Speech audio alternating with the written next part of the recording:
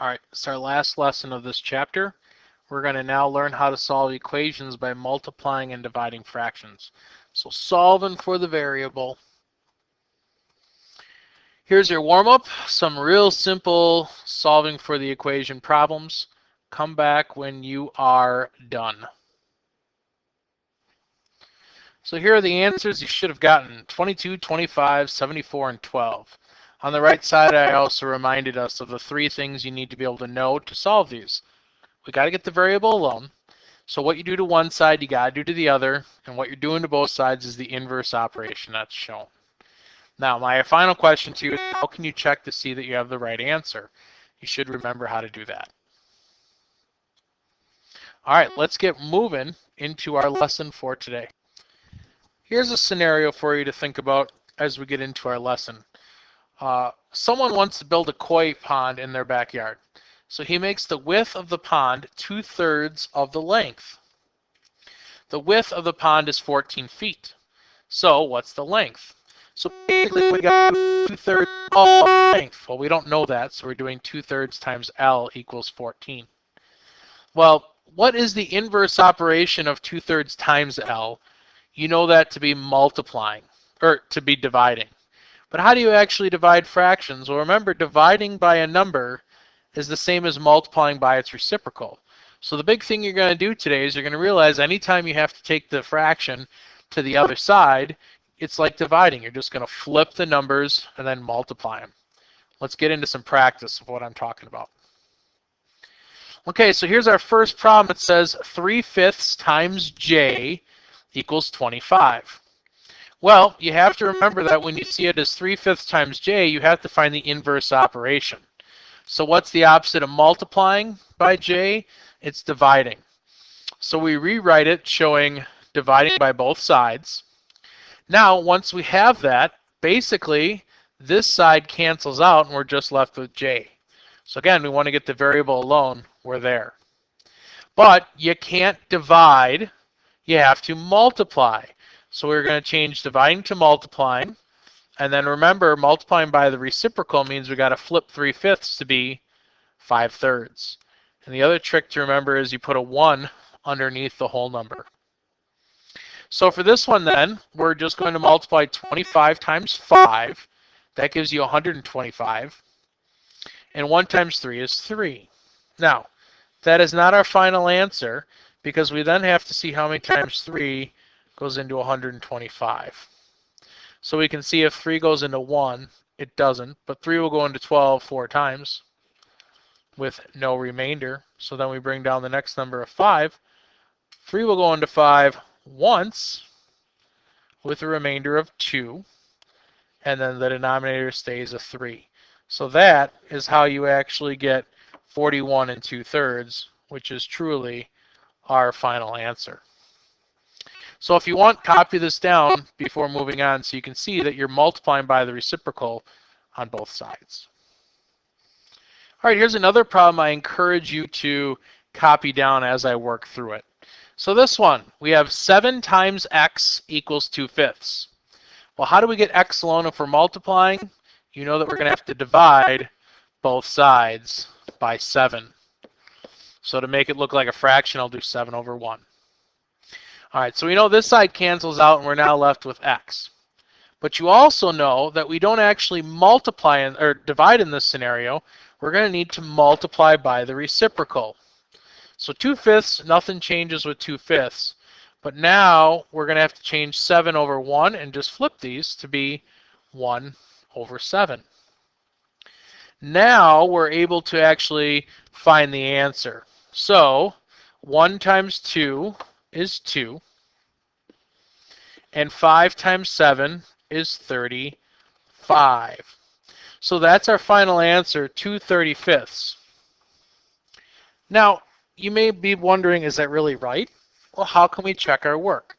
I hinted to you about this in the warm-up.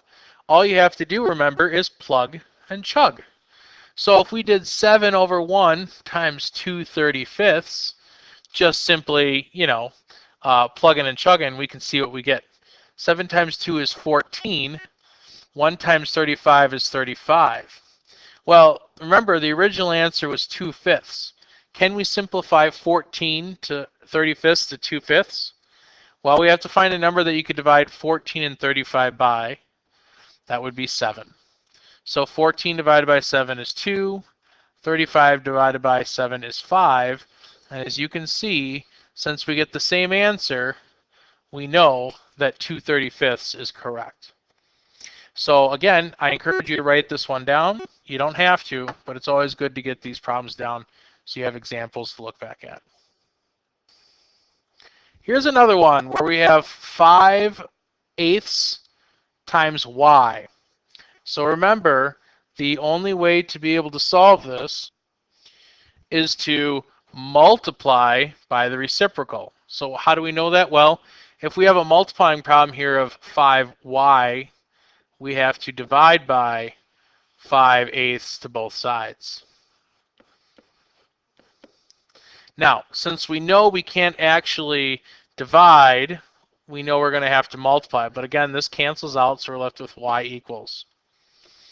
So we're going to keep it as 6/1, and then we're going to multiply. And to multiply here, we have to flip-flop 5/8 so that it's 8/5. Now we just have to multiply. So 6 times 8 gives you what?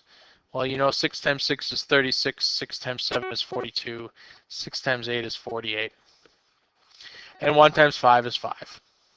So now we have to simplify and see how many times 5 goes into 48. Well, I know 5 will go into 48, or 5 will go into 48 9 times. That's 45.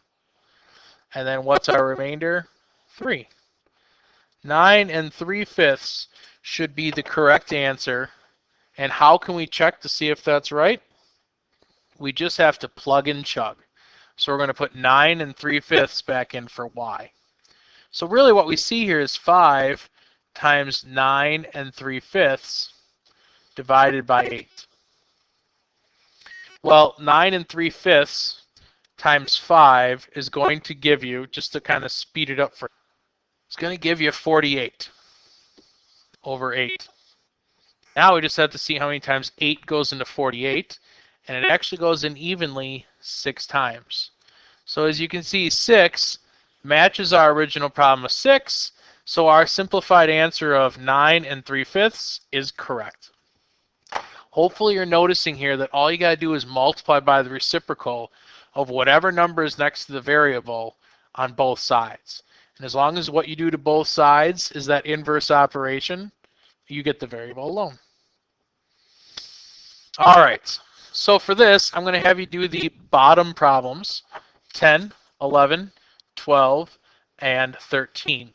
But before you start, I'm going to do 6 with you if you want extra practice.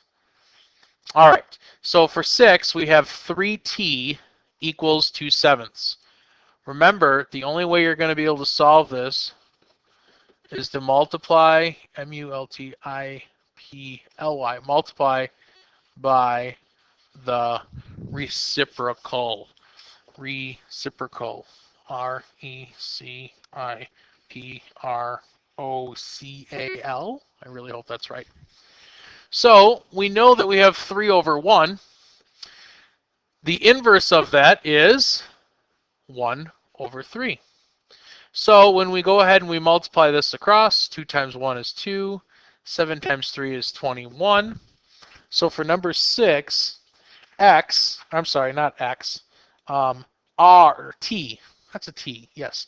T equals 2/21. So all I did is I flip-flopped 3/1 to be 1/3 on the other side. That's all you have to do. Good luck.